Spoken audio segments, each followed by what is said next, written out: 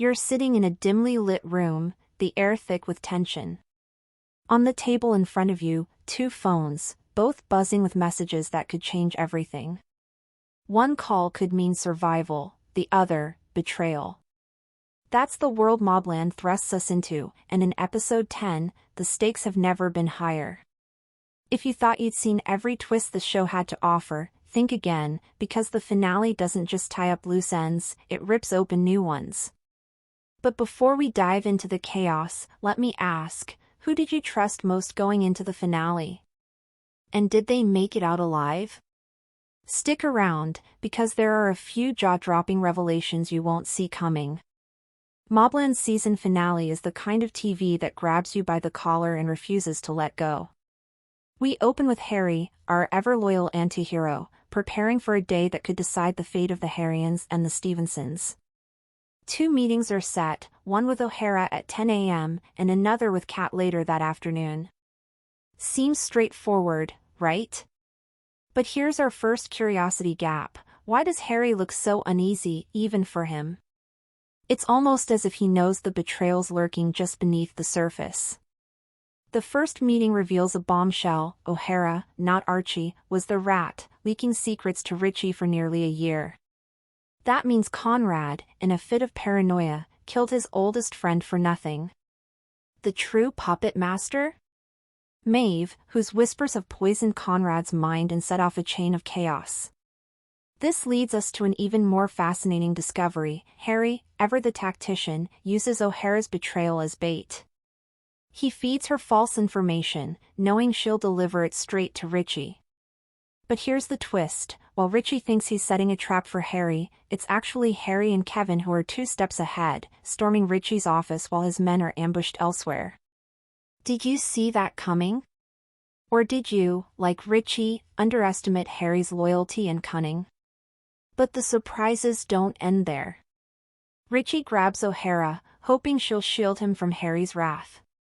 Instead, Harry coldly pulls the trigger, ending O'Hara's arc with a brutal lesson. In MOBLAND, loyalty is everything, and betrayal is a death sentence. Kevin delivers the final blow to Richie, declaring, "The heroines say hello," before pulling the trigger. In that moment, the heroines reclaim the top spot, but as the dust settles, it's clear this is a new era.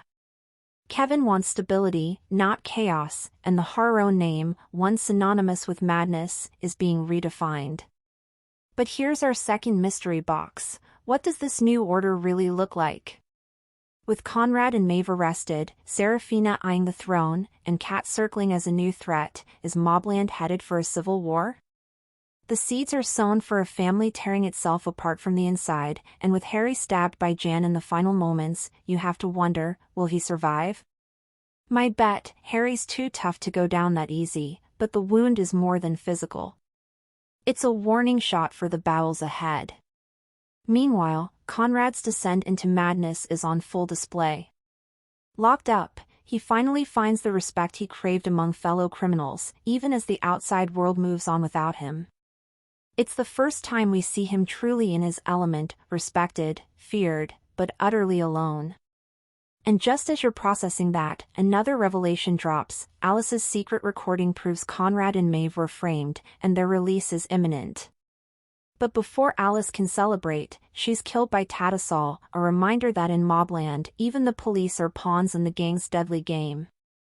And now, for our third curiosity gap, the family secret that changes everything. Remember when Maeve hinted at another brother? Turns out, Eddie isn't Kevin's son, he's Conrad's, the result of a long-ago affair with Bella. This revelation rocks the family to its core, driving Eddie closer to Maeve and further from everyone else. With Maeve and Eddie plotting, and Kat poised to become the next big rival, Season 2 promises even more explosive confrontations. Who will survive the next round of betrayals? Let's talk performances. Tom Hardy's Harry is a masterclass in stoic intensity. His loyalty is unwavering, his motives impossible to read. Paddy Considine's Kevin brings a wounded gravitas, especially in those scenes reflecting on his father's legacy and the trauma he carries. The show's fight scenes are a highlight, building tension with every camera whip and sudden explosion. The use of Johnny Cash's "The Beast in Me" is a stroke of genius, underscoring both the violence and the humanity of these characters. And the casting, Helen Mirren's Maeve is deliciously despicable, while Pierce Brosnan's Conrad is both tragic and terrifying. But perhaps the most haunting image is Jan and Gina, innocent bystanders, looking utterly lost amid the carnage. In a world where everyone seems to have the beast within, they're the last reminders of what's at stake when morality is lost. So, what does it all mean? MOBLAND's finale isn't just an ending, it's a promise. A promise of more power struggles, more betrayals, and more impossible choices.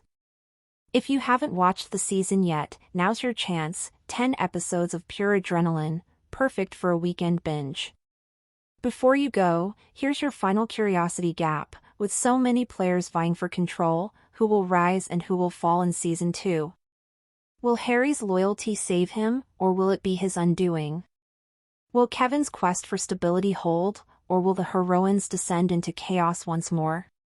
If you want to stay ahead of every twist and turn, make sure to subscribe and hit the bell so you never miss a breakdown. Drop your wildest theories in the comments below. Who do you think will survive the next season, and who's destined for a fall? For more deep dives into your favorite shows and movies, check out the playlist linked below. Thanks for joining me for this MOBLAND finale breakdown, and remember, in MOBLAND, trust is the most dangerous game of all. See you in the next one.